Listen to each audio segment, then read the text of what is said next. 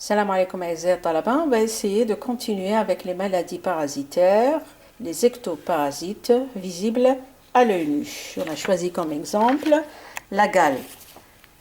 Alors la gale comme définition, ce sont des affections très contagieuses provoquées par des acariens qui vivent à l'intérieur de galeries creusées dans l'épiderme. Ce sont des histophages. Histophages, c'est des acariens qui se nourrissent à l'aide de sérosité des débris cellulaires du tissu cutané. On a classé trois types de gale, la gale psoroptique, chorioptique, sarcoptique.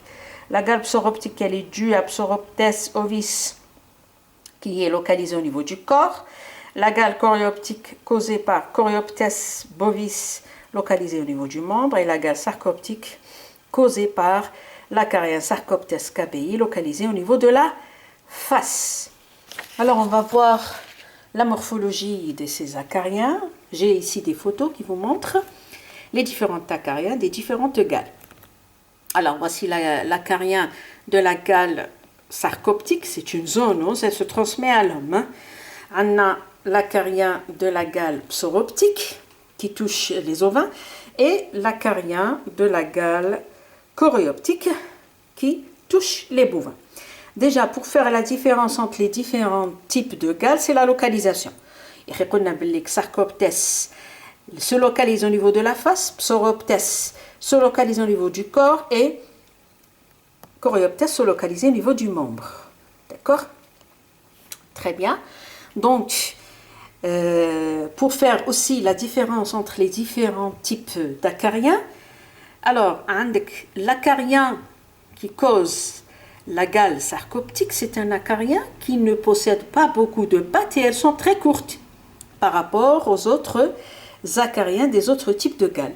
D'accord? Ils ont le nombre de pattes il est important et ils sont plus longs. D'accord?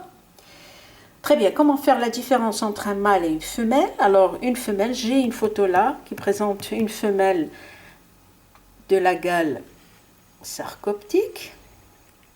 Alors, comment connaître que c'est une femelle? C'est la présence de ce qui est rond ici, c'est l'appareil sexuel de la femelle, c'est l'ovigère.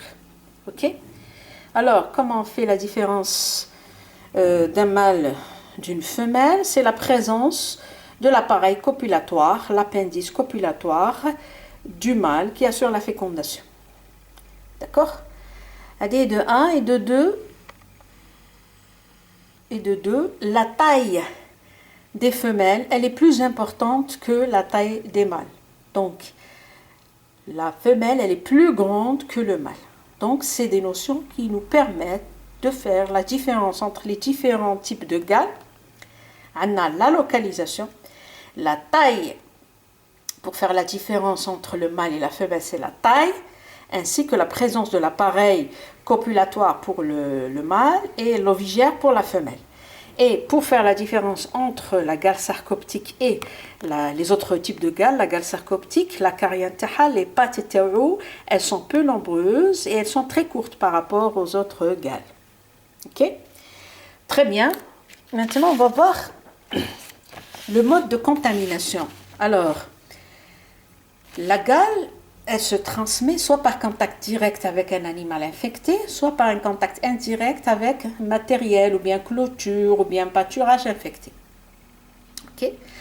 Alors, comme signe clinique de la maladie, عندنا prurite, يعني l'animal يحك بزاف, chute de toison, يعني الصوف تطيح, épaississement de la peau avec présence de croûte, يعني la peau تاع الحيوان تخشن وتتقشر, et surinfection avec apparition des abcès, ainsi que on a une dégradation de l'état général de l'animal et une perte économique importante en laine, en viande et en lait. D'accord? J'ai des photos ici qui vous montrent à peu près quelques signes cliniques de la gale. Voilà, avec les galeries, voilà, épaississement de la peau. En tout cas, c'est des galeries creusées par l'acarien afin qu'ils se nourrissent des débris cellulaires et de sérosité du tissu cutané. Okay? Alors, chute de la toison, alors sauveté. Okay? Bien sûr, l'animal, il est vraiment cachectique. J'ai pas une photo ici qui vous montre la cachexie. Donc, au moins, on a 2 signes cliniques, les photos. Hein. Donc, maintenant, on va voir le cycle évolutif de la gale. Alors, une fois fécondée, la femelle, elle va creuser des galeries, des tunnels à l'intérieur de la peau pour pondre ses œufs.